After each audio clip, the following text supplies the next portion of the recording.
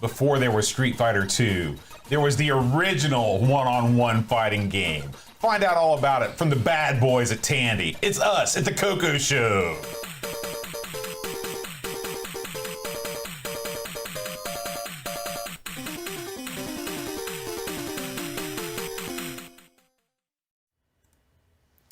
Hi, everybody. Welcome to the CoCo Show. I'm John. And I'm Aaron. Bad boy Aaron right here. That's right. And today, Aaron, we're going to talk about karate. Oh, who's more qualified to talk about this game than us? I know. Two martial artists that are high ranked in their awesome martial arts skills. That's right. So, you know, we have a long storied history of studying the martial arts between us. Mm-hmm. What was the thing that got you into wanting to do karate? Well, when I was a kid, martial arts flicks were all the rage. And it's before the ninja stuff even. I mean, I'm talking like the Bruce Lee, the Hong Kong. I used to get this thing called Chop Suey Cinema on Wednesday, and they would show all these movies from Hong Kong, and I was always into it. You know, was this a local production? Was there an Elvira-like host? There wasn't a host, but they did have a generic like screen that would come up and be like Chop Suey Theater. And you knew it was time. And it was every Saturday afternoon. It was time for Chop Suey Theater.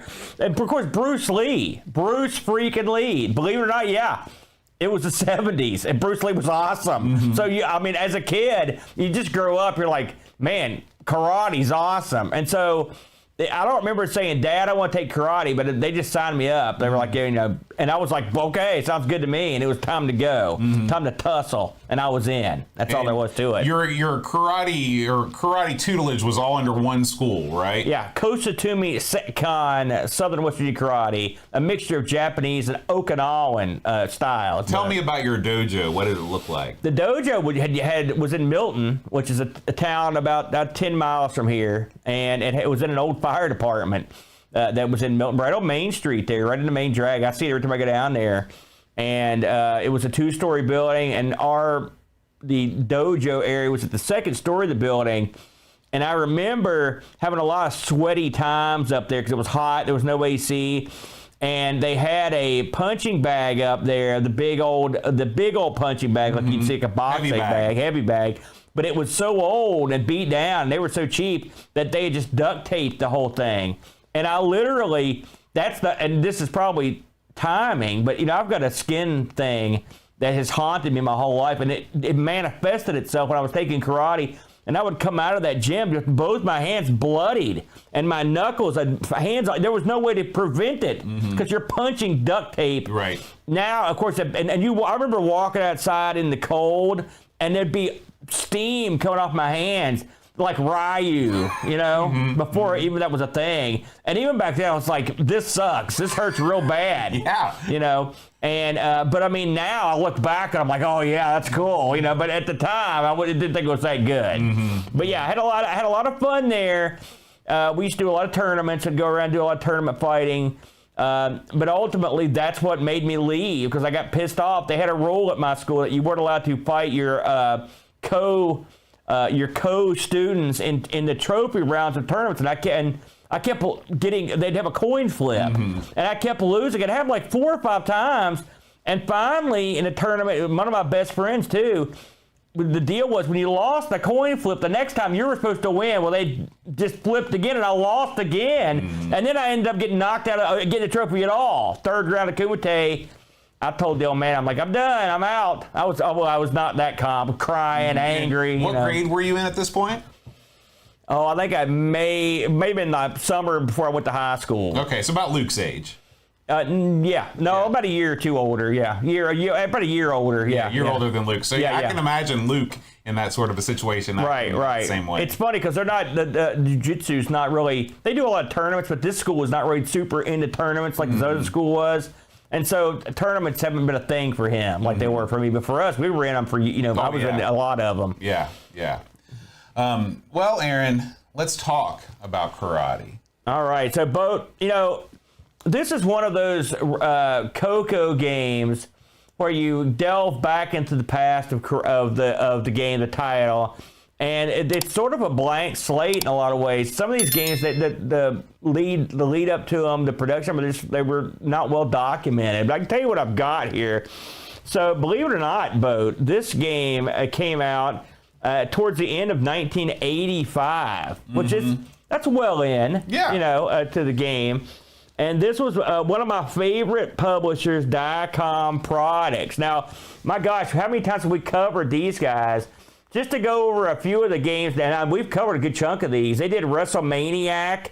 They did Gauntlet 2. They did Grand Prix, which we covered. Marble Maze, which we covered. So they've done a lot of stuff, and I did a whole stream of Diacom games if you want to go back to the archives and dig them up, including this one. It was the first time I'd really sat down and played it. Of course, the author of this and the King Dong of Diacom, David Dees. David wrote a good chunk of the games I just mentioned, or was involved in them. He was a prolific programmer for the CoCo and did a lot of really good stuff. And this was one of his. This would work on pretty much any color computer with 64K. There were tape and disc versions of this. I believe the disc version was somewhere in the ballpark of $29. That's what they usually sold for.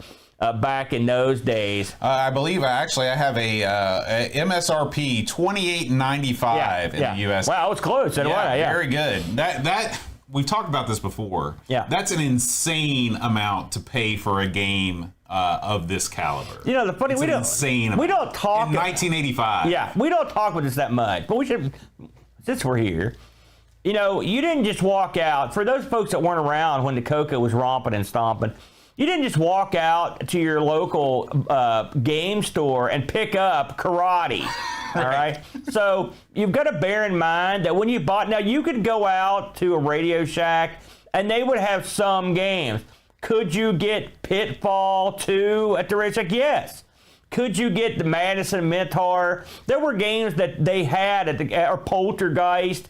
There were games you could get on cartridge that they would have at your Dexter's, another one you saw all the time. Color Baseball. They did stock some games at Radio Shack. But games that Diacom did or Tom Mix, you would never, ever see those at a Radio Shack, ever. And you would never see them anywhere locally for sale. This entire, in fact, I'd say the majority of the games that the CoCo had, the majority of them were mail order games. And you would very rarely come across, unless they were on cartridge. Occasionally you would see stuff on cassette, but a lot of it was on cartridge. And a lot of the funny thing is, the stuff that I saw at Radio Shacks often were like stuff like the Sands of Egypt and Madison Minotaur, the text-based stuff, or the really old stuff. Not so much the newer stuff. Every once in a while you'd get it, but you never saw any clones like that. You never saw those there. So when you're paying $29 to buy a game, you're paying it sight unseen, specifically based on whatever ad they had for the game. Right. Which makes it even more insane. Yeah. If you think about it. Like $29 in 1985 it's a lot of money. I mean, that's what Nintendo games cost. Right. And just to put it in perspective, I bought one game, I believe, ever out of the magazines, and that was WrestleManiac. And we've recovered that. And there's some similarities to this and that. But you played that game. Now, you can imagine spending $30, waiting 2 to 6 weeks for that to show up. You get it. It's in a plastic baggie with a paper, Xeroxed instruction paper page and a disc, and then you're in. And that's all you've got. And then you load it up, and you hope it's not absolute garbage.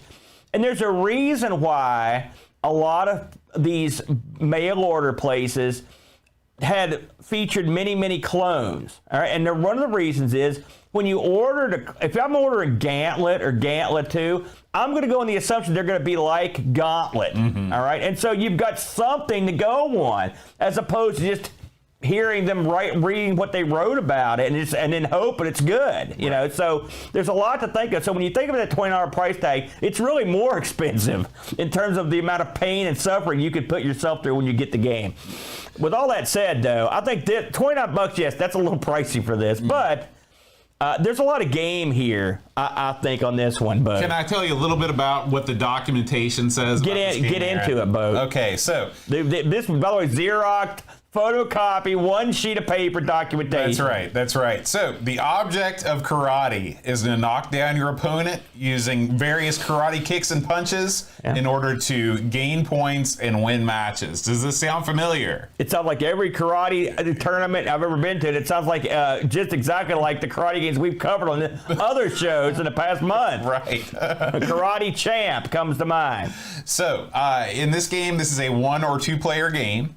In 1 player mode, you use the left joystick and you control the blue player. In this game, they were anticipating the anime craze by several decades by giving your player blue hair. Well, I assume that they're wearing, because I used to go to a lot of karate tournaments, they would have headgear. Headgear. So yeah. and also, believe it or not, because the belts they have on match the headgear, that was not uncommon. Usually they wouldn't make you change your belts. They would have an extra half of a belt they would slip in the back loop of your belt. Okay. So the judges could differentiate the two fighters. Right. Now, that would be incredibly clever, except for the fact that the docs say that you have blue hair. Well, but I'm trying to help David Tease out here. The controller on the guy on the right, that's the red player. Okay. So now, according to the documentation, the computer opponent gets smarter and smarter the higher you go up through the ranks. Yeah. Okay. That's a fact. Yeah. Now here are the controls. Okay. So you got your left, right, up, and down, and your button. When you hold the joystick down and you can crouch down, when you move the joystick up, then you'll flip. Yeah. And it's a glorious, graceful flip. It is glorious. It looks good. It's a full somersault in the air. If your opponent is in front of you, you do a front flip. If your opponent's behind you, you do a back flip right over their head. Yeah. I love it. If you hold the button and the joystick up, that's how you punch. And then if you hold the button in the various corners, these are how you do the kicks. Yeah. So you can do a forward kick, a drop kick, forward kick to the body. You got the low kick, which trips your opponent. And then you've got the back kick. You can do back kick to the body or the head. Yeah, I like the fact that you get 2 back attacks. Yeah. So how do you score points in this game? Well, you score half a point each time you knock down your opponent. You've got to knock down your opponent 4 times for a total of 2 full points to defeat your opponent and move on to the next match. The points are displayed in the top left part of the screen.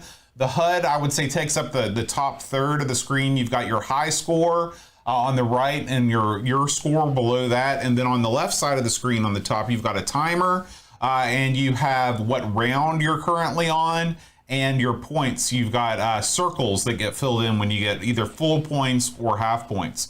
You also see there are 2 bars. They look like energy bars. As far as I'm aware, those are just there for show. They're just to show you what color is on which side of the thing, and it works. Exactly. And there's a 3D element to this where they make it look like it's sort of like in a dojo or at a tournament, including the there's 2 little bars that you stand behind, which that's exactly though. I mean, I've been to places that were like that. Wrestling matches are like that too. They with the little bars. So presumably these guys are probably at a high school somewhere on a wrestling mat. Right. Let's go with that. And so this game is, funnily enough, this is actually a score-based game. This is, it's not just moving up through the ranks. You actually get scored depending on your techniques. So the smallest amount of points you can get is if you trip your opponent. It's a dirty move. 100 points for that. It's not dirty. It's part of it. The forward kick to the body is 200 points. Back kick is 300, all the way up to 800 points for the drop kick. And I read those docs. And when I read, I was like, drop kick? Because when I think drop kick, I think like Coco Beware, kick in the face, or like Okada. And this is more of the jumping more of a front jump kick, yeah. But I mean, I will say it's framed quite nicely when your guy does it. Your guy's perfect form. Oh yeah. You can also pause the game by pressing P. Yeah. You can also use the keyboard. There's the ability to use the keyboard in this too. Now, Dicom came out of Ontario. They were actually in Milton, or Ontario. We're just talking about Milton. How ironic. Yeah. That's more than 10 miles away, though. So, is this a game that you would voluntarily play? Absolutely. In fact, I love this game. Okay, tell me about it. Tell me why. There's one aspect of this, and you didn't really mention this in the controls. I mean, because I don't know if you even know how cool it is, but I played this on stream when I did the Diacom stream. This is one thing I like about streaming. I always come across stuff I've not played for or forgotten about. And one thing this game does that is awesome is your ability to block your opponent's attacks, right?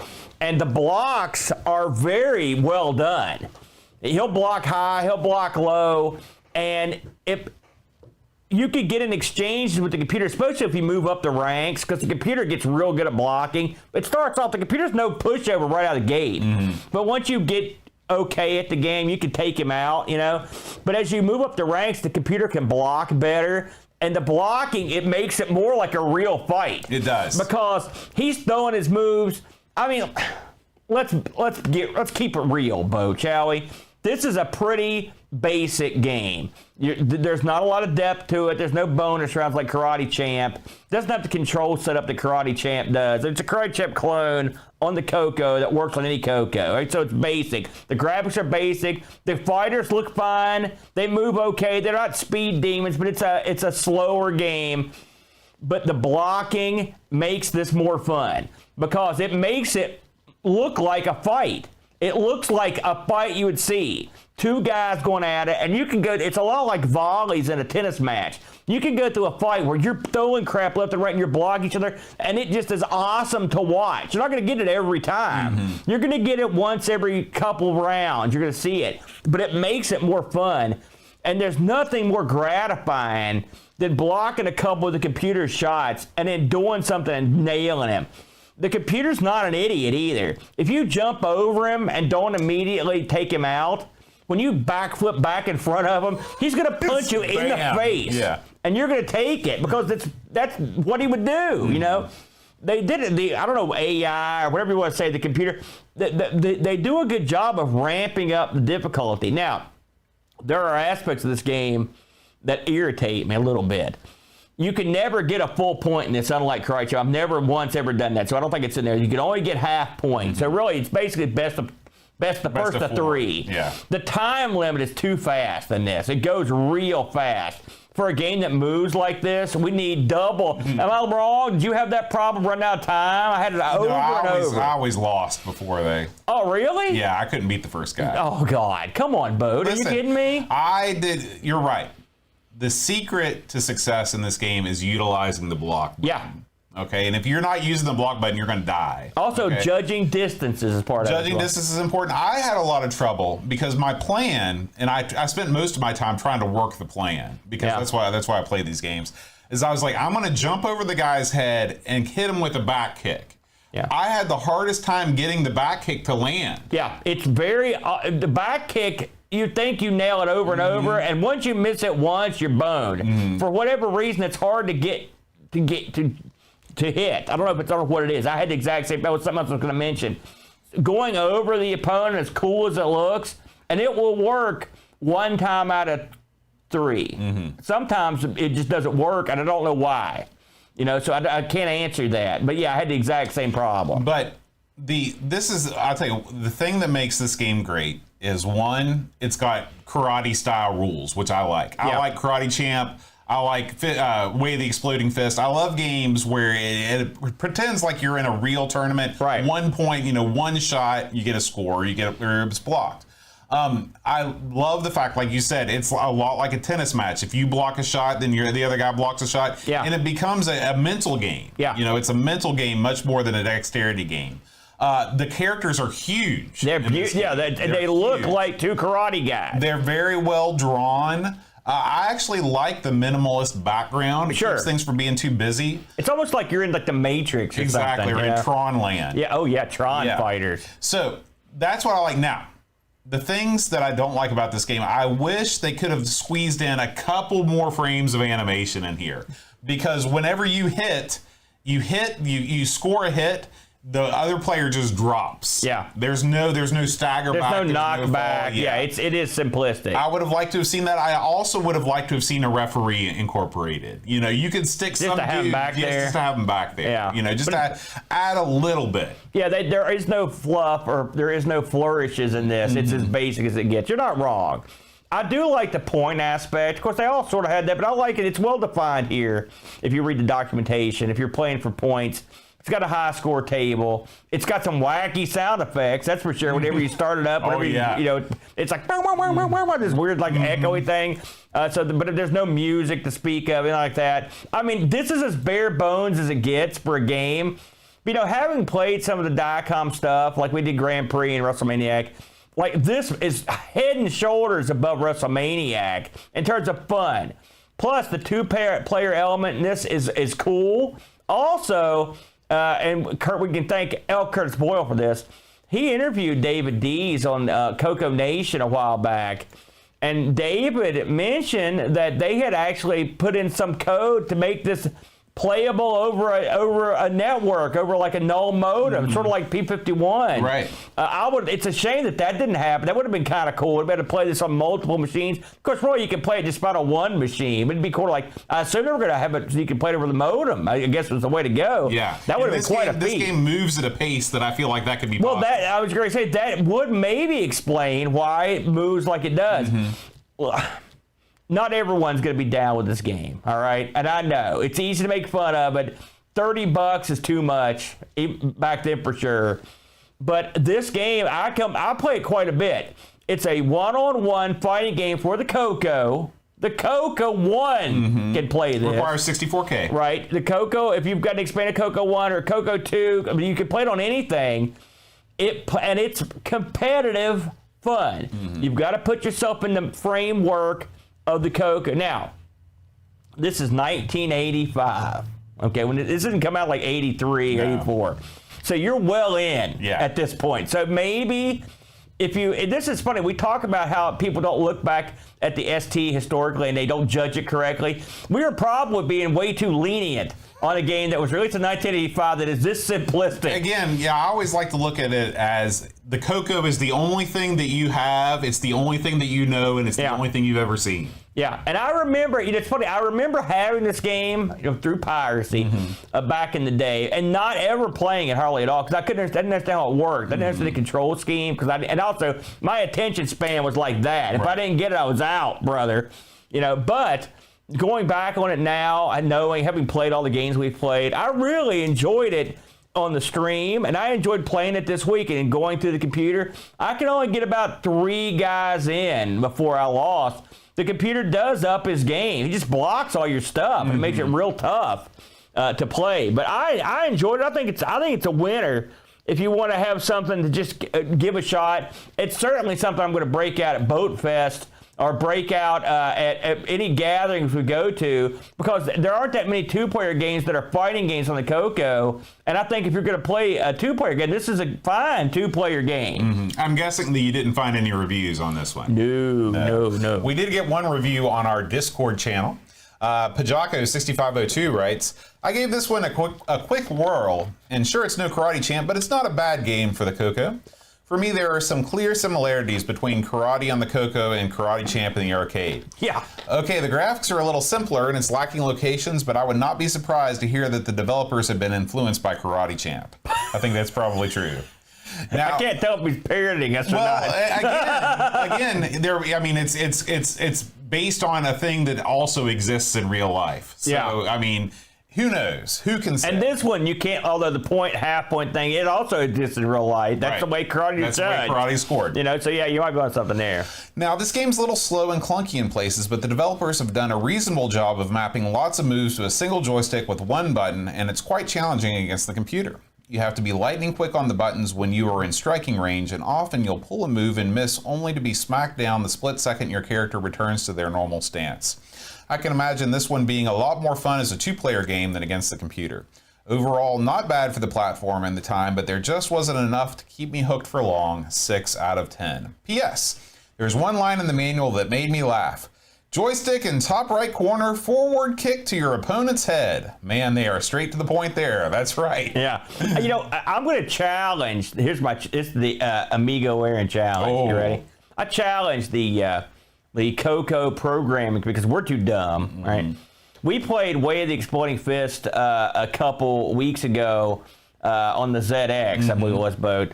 And the same thing, one button joystick, and that thing's controls are off the charts. Yeah. They did a great job. I would love to see someone take this game, add in use the control scheme from Way of the Exploding Fist, and give this guy, this poor red and blue-haired guy, some more moves that they could use, and that would be great. You know what the secret is? I don't. Bitbanger. Bitbanger. It's funny you should mention that, Bo. Are you ready to take the plunge into the exciting world of the Tandy Color Computer?